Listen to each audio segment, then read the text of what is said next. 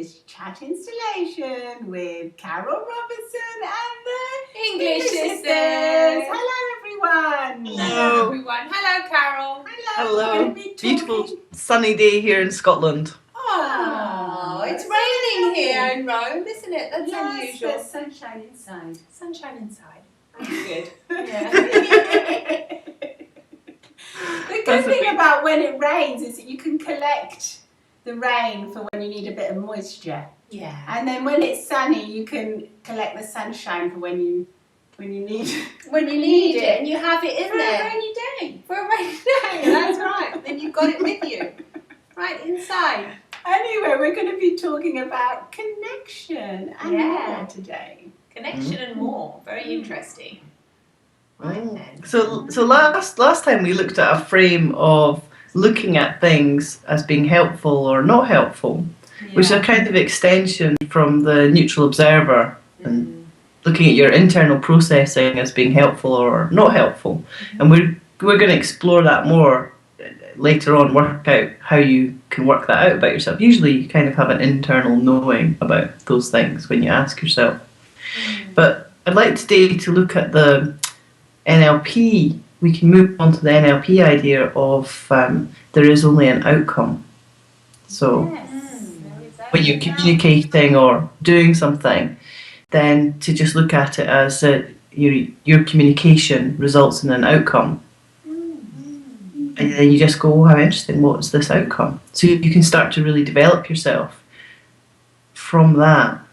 So how would you do that? So basically everything we do with our body and our non-verbal and verbal communication has an outcome. Produces an outcome. Yeah. So first of all, we are always communicating. So even if we were silent and underneath if we were in a hoodie,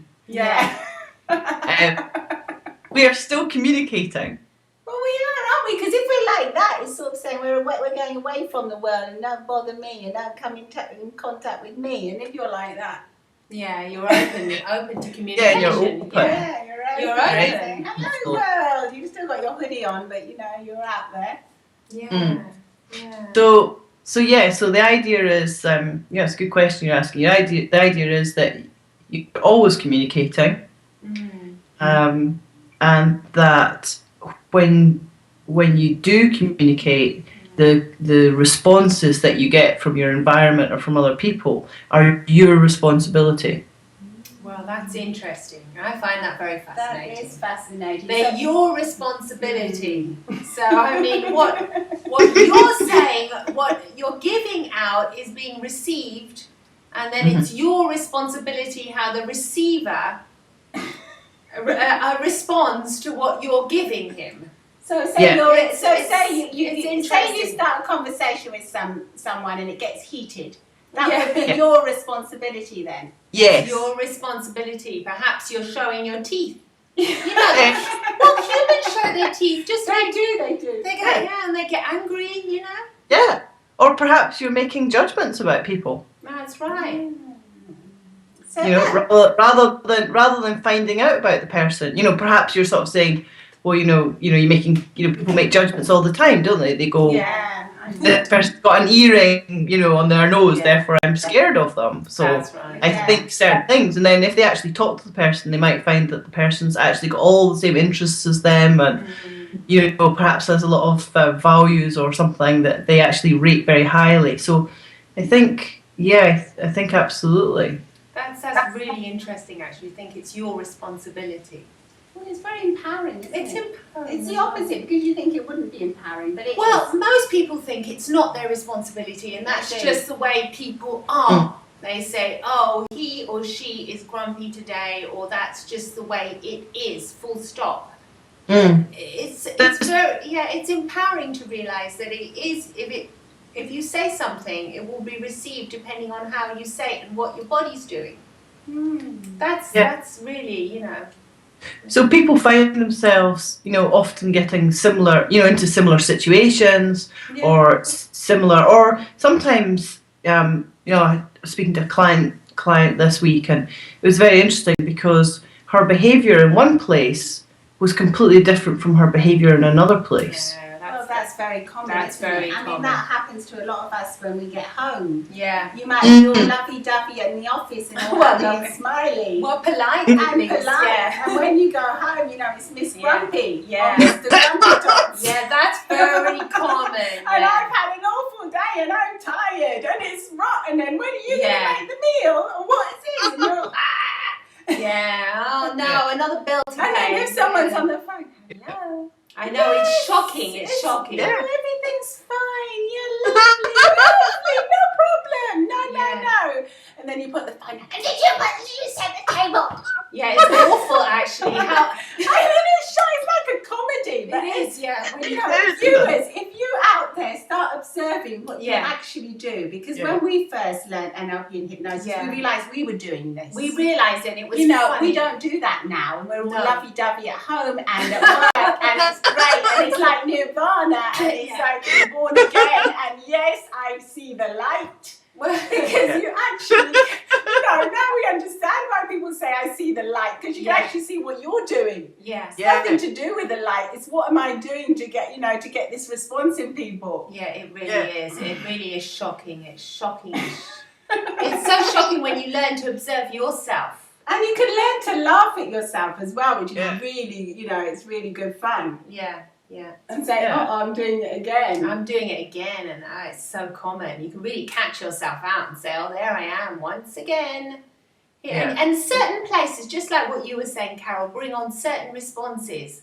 And it's like state-bound. Another really typical one is like if you have a party at home. Oh, the that's hostess classic. and the host, and the minute the guest leaves, it's screaming and shouting at each other. Yeah. And you clear this up, and then it's all bad, grumpy mood. That is shocking. That's really typical for a lot of people. Yeah. And that's all state-bound. Who are you with? How are you reacting? What's your responsibility? It's shocking how you can be so happy one minute and the next minute so grumpy. Well, yeah. Yeah. Mm-hmm. So, but what's fantastic is once you become aware of it, you can start to, and using, NLP or other techniques, you can, especially NLP, you can learn to change your state. You can. So you just go into the states that you want to be in and have, like you say, have a laugh at yourself. Once you start to make it funny, then, it becomes, it changes everything. I mean, I notice one of the common ones that I do here is that, because I spend a lot of time on my own, I might be, working, writing, or mucking out a horse, or doing something like that, and then I see somebody. I'm actually, you'd think I'd be really happy to see another human being, but I just come out with I was doing this for a while. I come out with all my grumbles. So I'd be like, well, I want another fence post over here. And I'm like, grumble. So, how's that person going to feel? They've made all the effort to come tramp over a field to see me. Grumble. But a few minutes before, I was like, happy. yeah. And then I just realised it was a pattern. So, I stopped doing that. Well, it's very simple. You can stop it. Yeah, well, when you realise realise it's a pattern, honestly, you can stop it. It's very fast. You stop it. You say to yourself, stop it. And then you just think about something else. You can change your state as quick as that. You can say, I'm going to be nice to this person that's walked over the field. Yeah, for goodness sake. I realised what I was doing. Before you weren't aware of what you were doing. You were just doing it. Yeah. Yeah. And then I noticed how disappointed they looked. You begin to become aware of how they look as well. So it's learning how to because observe. they see the lovely Carol across the field. I'm going to have a nice little chat with her. Yeah, they walk all the way across. And then it's grumbling about this and that. Yeah, that's true. It's and it wasn't. funny. What amazed me about it is that I wasn't even thinking that before. So it was absolutely some funny old pattern. So what I've started to do is talk about what I was actually thinking. So I go, it's really lovely out here, or, it's been so nice, I've just gone and done this, or something. And then it's just, that's it. I think that you only have to do it 3 times. They say that about training a horse. That, everything you do with a horse, you train a horse. Sometimes you go and see people's horses and they're bucking and rearing. And they go, he's learned nothing. Seems to be doing something. So, everything you're teaching, you're communicating with everybody all the time. So you're building loops, if you like. Yeah. So I suppose you are teaching people in a way that, you know, every time they come all the way across the field, you're going to be grumpy. They're going to stop doing that. Well, yeah. They're not going to come and see you. Unless they enjoy the grumpiness. Well, they might do, because they might want to come and have a bit of an argument. So then you get into a cycle where you have a little bit of an argument. Yeah, that's common as well. Yeah. So I Doesn't make reckon you it feel takes very about 3 times before you change it consciously. So you sort of are in full awareness. You go, oh, why am I doing that? You just stop. You can actually just stop. That's what I had to do to myself. So I'd just start on my grumble like a little robot. Yeah, that's it. Yeah, it's funny. It's so shocking. It's so simple. I've caught myself doing that as well. It's so simple, it's shocking, because once you're aware of it, you just think, what it the just hell was I finishes. doing? Yeah. Oh, I'm having my grumble now. Oh my goodness. What's the point of this? Yeah, It doesn't really make you feel very good having your grumble in the end, does it? Yeah, it's a bit of a waste of time. Well, we consider it a waste of time now, this moaning and groaning, but maybe it has a purpose of some kind of letting out or something. Yeah, but maybe not, because maybe if you actually think about one of the things with the grumbles, I thought, well, what actually, is there an outcome here that I really want? Yeah. And I would like some new bits of fence and things like that, but I'm not going to achieve the big grumbling. It's not going to get me there. No, whereas if you said, oh, I really want to fix this lovely fence up. Keep first safe. Yeah, and you just imagine it being fixed up, it's going to put you in a really good mood. And so, maybe in a few weeks or a few months I'll be able to do this work. Well, that's right. And you're going to be more motivated to doing it than if you're just grumbling about what kind of horrible state it's in. Yeah. Yeah. Yeah. There's a lovely metaphor actually about how how you are responsible for your own communication and how you see each person sees the world sort of seems to behave to them in that way. It's a little story about it's about a guy who's he's sitting outside a town having a little rest, and this person's travelling maybe in a car or something like that, and they stop and they say, oh, I'm moving to this town up ahead, I don't really know how to get there, and you've got directions, and they ask, what's the town like? What's it going to be like living there? Do you live there?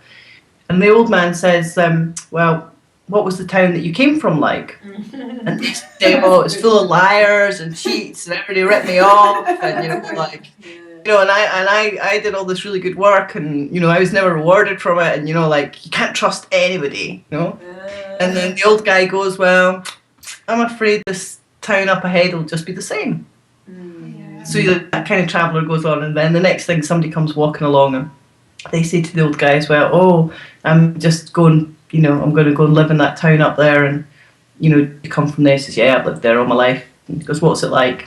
And the old guy, same question, goes, well, what was the place that you came from like? And then that person goes, oh, well, like I worked really, really, really hard, but I just lost everything, and I'm a big failure, and blah, blah, blah, and, nobody helped me, and all this kind of stuff. And so the old guy says, well, I'm afraid this town up ahead is just the same, it's hard to make money, and there's no opportunities, and, blah, blah, blah. Yeah. And then after a little while, somebody else comes along, go through the same sequence. When this person's asked about where they came from, they say, oh, I'm so sad to leave there because I had so many friends and so many people loved me, and I went to all these great parties and people were really kind to me, and they gave me places to stay for free, and I had all these opportunities, and I loved my work there, but it's time to move on. And the old guy goes, well, you'll find that this town up ahead is just the same, and it'll be fantastic. I think that's it's a great story, isn't it? It's a great story. It is, because you bring all your baggage with you. Well, if you're not aware. Yeah, if you're not aware, and then it's exactly the point of what we were saying before. Yeah, it's exactly what we were saying before. It's fantastic. Yeah. So it's a really different, and I think the way that we, that if you work through the process we talked about last week about starting to to start to say to yourself, is this helpful or not helpful? And then move from that onto that wider, a bigger frame, if you like, of just saying, well, actually, everything's an outcome.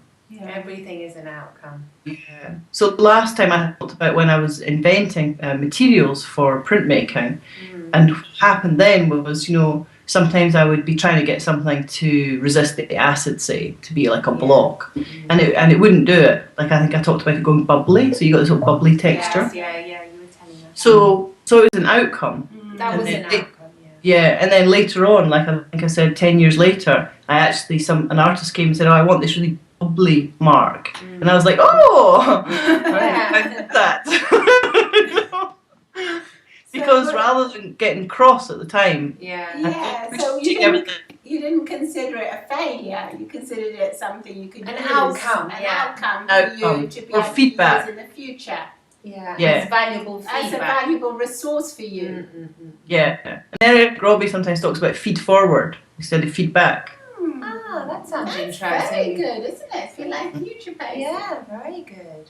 Yeah, so what you get, so when I got the bubbly thing, that's fantastic. I was like, okay, so when I added that chemical to that mixture, it went bubbly. Actually, because it was a bit like a soap, that's how it responded. So it made kind of froth, which I didn't expect. And then I remembered it and probably wrote it down somewhere. And so it was feed forward for me. So 10 years later, when the artist said, "Oh, I really want this bubbles etched all over the plate," I was like, "Oh, I know how to do that." So it was feed forward. I used it in the future. So basically, there are no mistakes then. You can feed them forward. Probably not. I mean, I think, like language, I don't believe in getting rid of words and sort of saying there are no mistakes, but so obviously there are things happen. Things happen. Planes crash and all the rest of it. Things go on. People make errors, but if we look at things in a different frame of starting to look at our everyday lives and saying, I make an action, a communication, and there is an outcome. Oh, how interesting! What is that? Then we can start to shape our lives the way that we want them. So it's a kind of context thing. So sure, there are mistakes. You can shape your life in the way you want it. I like that. I like that. That's very empowering, isn't it? Oh yeah, definitely. Because all our actions, we can use them to shape our lives into the way we want them. If they're useful or if they're not useful, if they're helpful, they're unhelpful. Definitely, yeah, brilliant. You're going to use them to feed forward. Feed forward, I love that. Yeah, you get feedback. Feed forward, lovely. Feed forwards. Wow. I think we can end the show. Brilliant, yeah, fantastic. That's a lot of food for thought there. Goodness. It is. So experiment with that for, forever. With that Forever, yes. That's what we always recommend, isn't it? Don't just watch the show, the installation, and think, that's useful, and then not do it. Do it right now after you've finished watching this. You're watching the show for a reason. Yeah. Otherwise, you wouldn't be here. That's in front right. of a video. So do it, and you will feel. You will notice the difference. Notice it. You'll see it on other people's faces. You'll look at other people and you'll say, that is what I am giving them, and it does feel good, and I can receive that now because this is what I gave them, and it's so empowering. You'll feel that. You'll feel it. You'll see it. Notice the change. You'll be surprised. It'll start right people. Immediately. If you've got any kids, do it right away on your kids and your husband, your boyfriend, girlfriend, whoever, granny, granddad, everybody. Yeah, I think it was Paul McKenna. He said a fantastic thing. He said, imagine that there are light bulbs above somebody's head and they're not lit, and that when you communicate with them, you want to light up all of those light bulbs. So they right. That's brilliant. So go ahead and light up people's lives. Light up people. Yeah. Okay then. Brilliant. You. Thank you, Carol. Bye-bye. Wonderful. Bye. Bye-bye. See you soon. And come and visit us. Yeah. At Carol Robertson and the English Institute. No, the English Institute and carolrobertson.com. Yeah, that's it. Bye-bye. Bye.